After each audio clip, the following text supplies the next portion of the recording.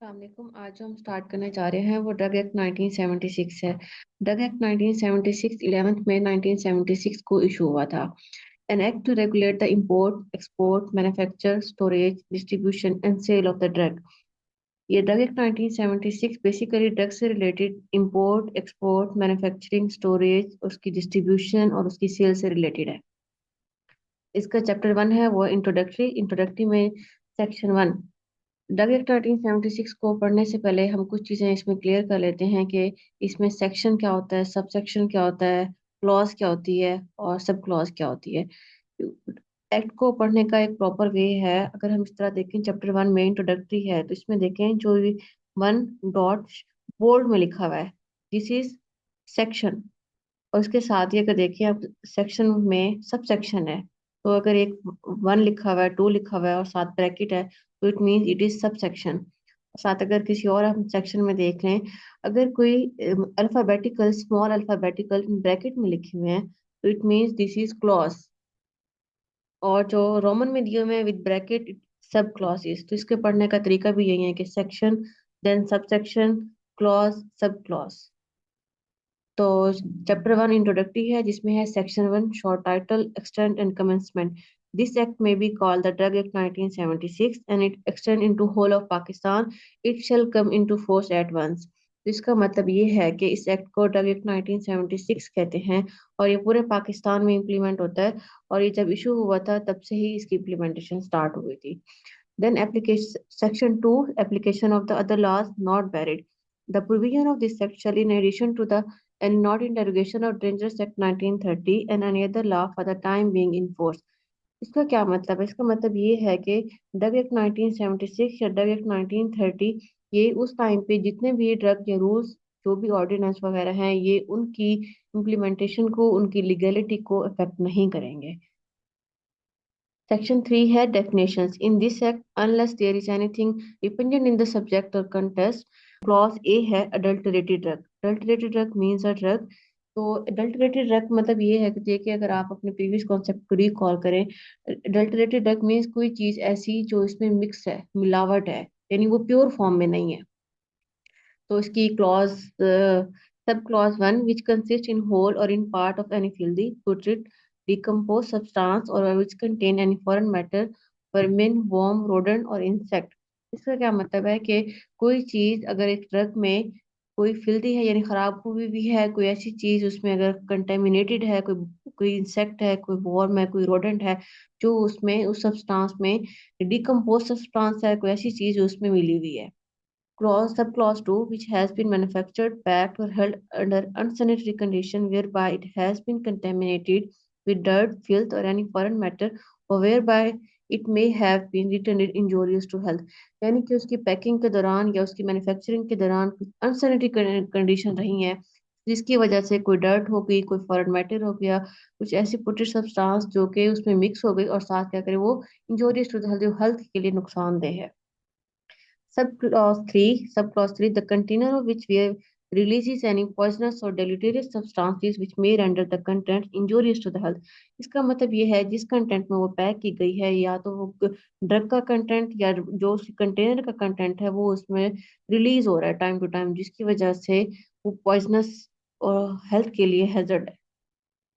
Subclause 4, which bears or contain as an ingredient a substance other than the prescribed substance। इसका मतलब ये है कि जो ड्रग पे प्रिस्क्राइब किए गए कि उसमें ये सब्सटेंस, ये एक्टिव इंग्रेडिएंट प्रेजेंट है, पर उसमें वो नहीं है। Subclause 5, with which any substance has been mixed or packed so as to reduce its quality or strength, or for which any substance has been substituted wholly or in a part।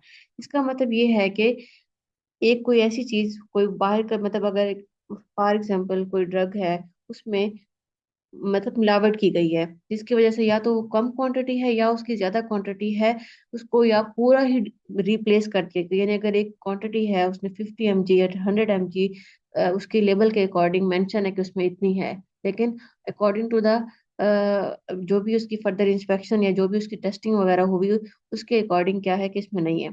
Sub clause 5 में ये है कि drug में कुछ मिलावट है या तो वो कम्प्लीटली ही उसको रिप्लेस कर दिया गया है।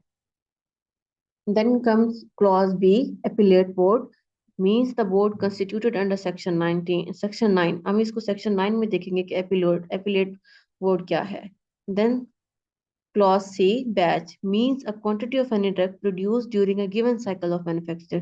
बैच क्या है ये और किस तरह डिफर कर रहा है बैच नंबर से, इसमें कॉन्सेप्ट क्लियर होना बहुत जरूरी है। बैच मीन्स एक क्वांटिटी जो कि given cycle of during manufacturing में वो प्रोड्यूस की जा रही है। Then comes clause D, batch number means a designation printed on the label of a drug that identifies the batch and permits the production history of the batch, including all stages of manufacture and control to be traced and reviewed. इसका मतलब है आपने medicine पे देखा होगा कि वहाँ पे बैच लॉट नंबर या लिखा होता है कि ये ड्रग इस बैच में बनी, तो उससे मतलब एक डेजिनेशन होती है प्रिंटेड जो कि आइडेंटिफिकेशन देती है कि ये कब बनी, किस टाइम पे बनी, कितनी क्वांटिटी में बनी, एक ड्रग के बारे में कंप्लीट वो उसकी इंफॉर्मेशन देती है। Then comes clause E, central licensing board means the board set up under section 5। इसको हम सेक्शन 5 में देखें। And then clause F, counterfeit drug means a drug, the label or outer packing of which is an imitation of or resemble or so nearly resemble as to be calculated to receive the label or outer packing of a drug of another manufacturer.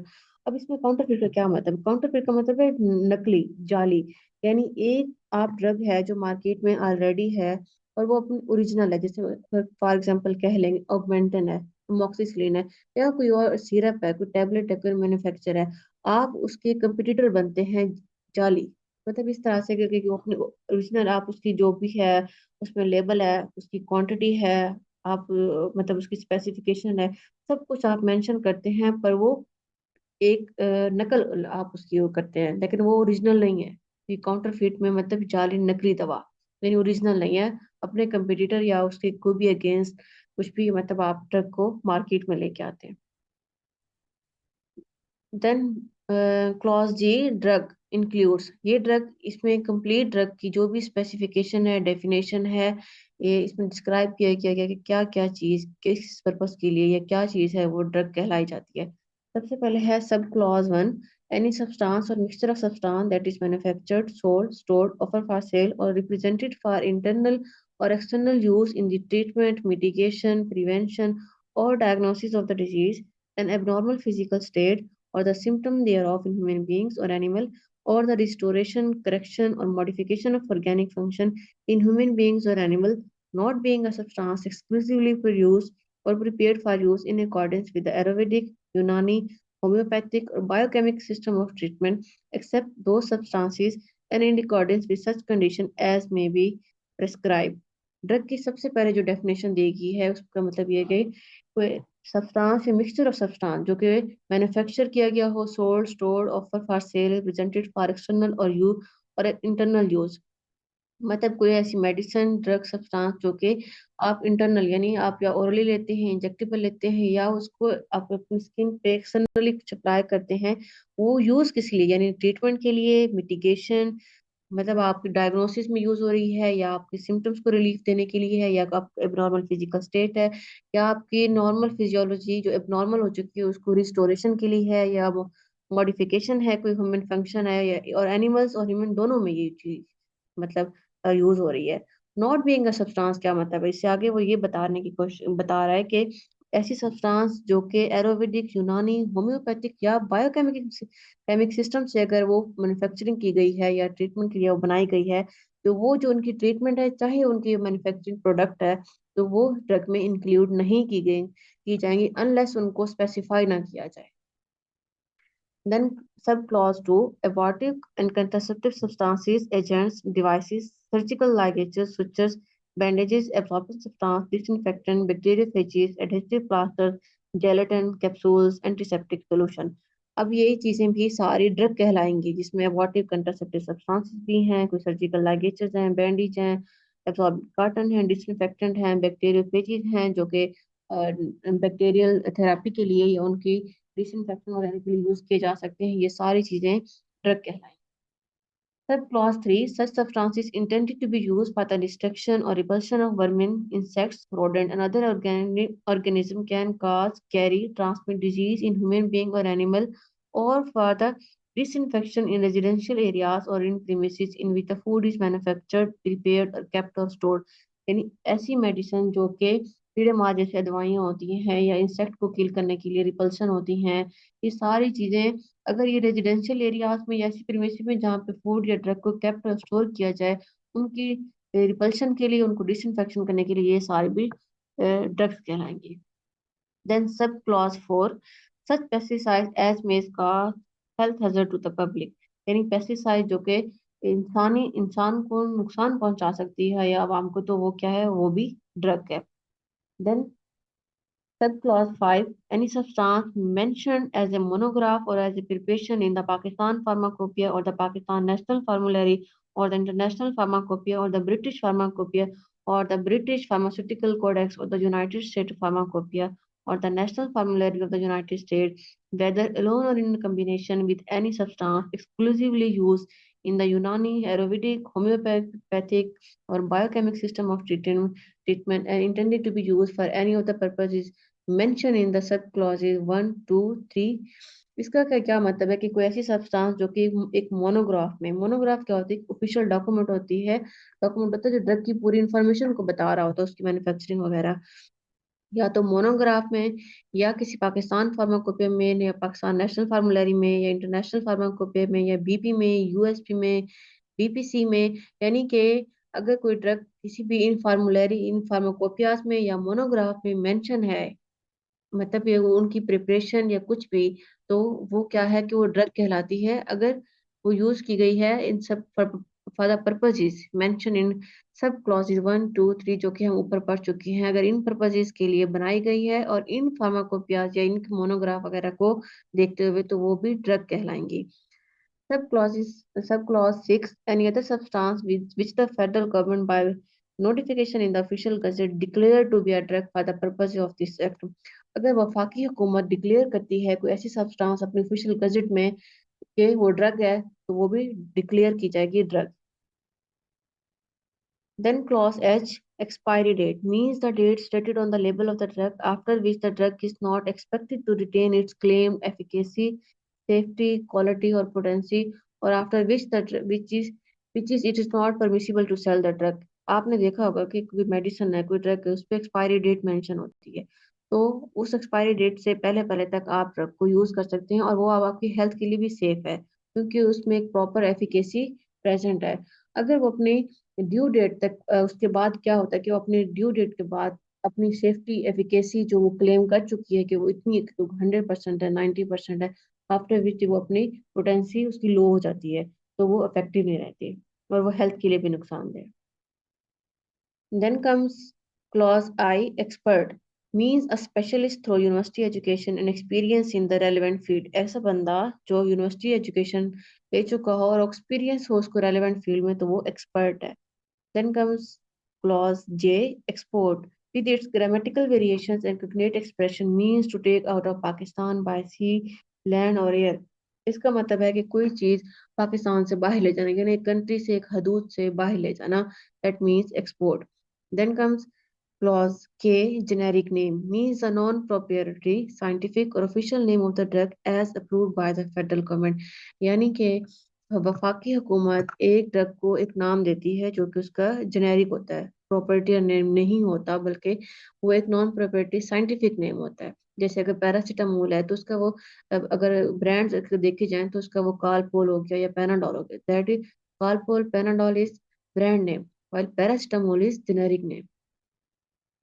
Then clause L, government analyst, means the federal government means a federal government analyst or the provincial government analyst appointed under section 16।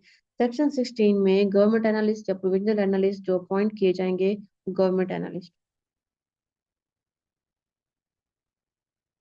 Clause M, import, with its grammatical variations and cognate expression, means to bring into Pakistan by sea, land or air।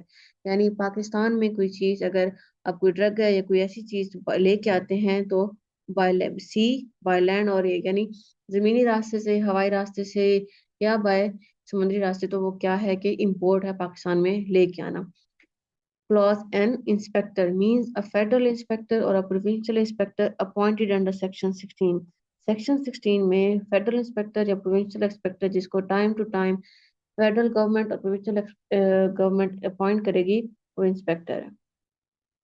Clause O, label, means a display of written, printed or graphic matter upon the immediate container or the outside container or a wrapper of the drug package.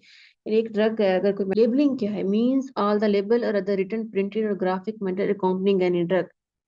Labelling और label किस तरह differ, label क्या है, एक printed matter है, यानी अगर drug के ऊपर मेंशन है एक लेबल तो इट्स ऑफ लेबल है। लेकिन लेबलिंग क्या है, एक ड्रग के साथ जितनी भी उसकी एसेसरीज, यानी उसका लीफलेट साथ होना, उसकी outer packing, hard packing, soft जो भी है, वो सारी क्या है, लेबलिंग है, प्राइमरी और secondary packing. Clause Q, licensing authority means such authority as may be prescribe. जो लाइसेंसिंग अथॉरिटी है, हम इसको आगे पढ़ेंगे, जो लाइसेंस इशू करती है टाइम टू टाइम।